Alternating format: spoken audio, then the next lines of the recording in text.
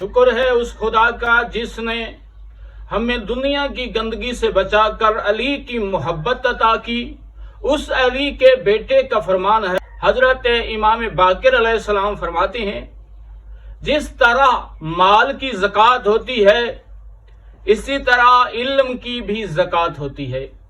جو بندہ جس علم کے بارے میں جانتا ہے، علم چاہے دین کا ہو، علم چاہے دنیاوی ہو، دوسروں کو سکھانا، دنیاوی علم یا دینی علم، کسی دوسرے کو سکھا دینا، علم دے دینا، کوئی اچھی بات بتا دینا، یہ علم کی زکوٰۃ ہوتی ہے۔